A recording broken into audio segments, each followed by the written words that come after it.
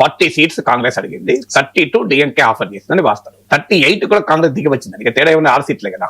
So DMK ఏమో tested alliance. అది DMK India కూటమికి అసలు బలమైన భూమిక డిఎంకే. మీకు అలాంటిది డిఎంకేను వదులుకొని టీవీకేతో కలవడం అనేది పెద్ద రిస్క్ తో కూడుకున్నాం. సో అంతటి రిస్క్ ను కాంగ్రెస్ తీసుకుంటుందా అనేది question. So risk appetite Congress కుందా అంటే 2 థీరీస్ ఉన్నాయి. ఒకటేమో దశాబ్దాలుగా 2 ద్రవిడియన్ పార్టీస్ కు జూనియర్ పార్ట్నర్లుగా అధికారంలో జాతీయ పార్టీలు ఉంటూ వచ్చాయి, కాంగ్రెస్ కానీ బీజేపీ కానీ. దీనివల్ల ఏమైందంటే జాతీయ పార్టీలు ఉనికిని కోల్పోవడం మొదలయ్యాయి. ఇప్పుడు టీవీకేను కూడా కలుపుకోవాలి అని బీజేపీ ఎత్తుగడ, విజయ్ కూడా కలుపుకోవాలని. దానికి ఏడీఎంకే సిద్ధంగా లేదు, పళనిస్వామి అంగీకరించడం లేదు.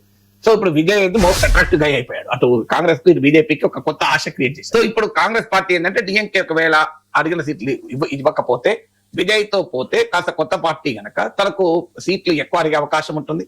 సో అలాగే ఇప్పటిదాకా ఒక 2 ద్రవిడియన్ పార్టీల మధ్య శాండ్విచ్ అయిపోయిన కాంగ్రెస్ కాస్త బయటకు వెళ్తే ఊపిరి పీల్చుకోవడానికి స్కోప్ ఉంటుంది అని.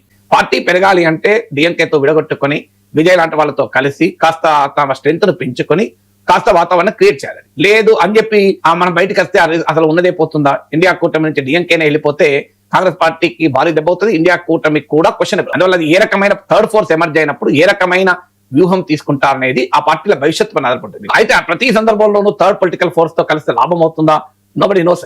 అది మీకు అక్కడ ఉన్న పొలిటికల్ సిచ్యువేషన్ పైన ఆధారపడి ఉంటుంది. ఖచ్చితంగా థర్డ్ ఫోర్స్ ఎమర్జ్ అయినప్పుడు లాభం ఉంటుందా అంటే ఇప్పుడు విజయ్ కి ఎంత బలం ఉంటుందో తెలియదు మనకు, ఎందుకంటే అన్టెస్టెడ్ డిసైడ్. సో అక్కడ కాంగ్రెస్ పార్టీ ఆ రిస్క్ తీసుకుంటే లాభం ఉంటుందా ఉండదా అనేది ఎవరు చెప్పలేదు. అందులో జాతీయ రాజకీయాల రీత్యా చూస్తే డిఎంకే ఆ ప్రాధాన్యత చాలా ఎక్కువ. తమిళనాడు కాంగ్రెస్ నాయకుల కనిపించేది ఏంటంటే డిఎంకే ఇచ్చిన సీట్లు తీసుకుని పరిమితం కావడం కన్నా మనము విజయ్ తో పెట్టుకుంటే కాస్త ఎక్కువ సీట్లలో పోటీ చేయొచ్చు, పార్టీ నిలబడుతుంది, పార్టీ ఉనికి పెరుగుతుంది, పార్టీకి నాయకత్వం. అందువల్ల విజయ్ తో పోటీ చేస్తే ఎక్కువ సీట్లు పోటీ చేయొచ్చు. మీకు విజయ్ దగ్గర డిఎంకే దగ్గర ఉన్నంత జూనియర్ పార్ట్నర్ గా విజయ్ దగ్గర ఉండడం అవసరం లేదు. విజయ్ న్యూ ప్లేయర్ కనుక అది లాభం. కానీ నష్టం ఏంటి, మరి విజయ్ కి క్షేత్రస్థాయిలో ఎంత బలం ఉంది అనేది. క్షేత్రస్థాయిలో నిజంగానే బలం ఉంటే కాంగ్రెస్ తీసుకుంటేనే కరెక్ట్, లేకపోతే అటు విజయ్ ఉండడు, ఇటు డిఎంకే కూడా ఉండదు. అందువల్ల డిఎంకే పట్ల ఎంత ప్రజా వ్యతిరేకత ఉంది, విజయ్ కి ప్రజల్లో ఏ మేరకు ఉనికి ఉంది అనే ఫ్యాక్టర్స్ పైన ఆధారపడుతుంది.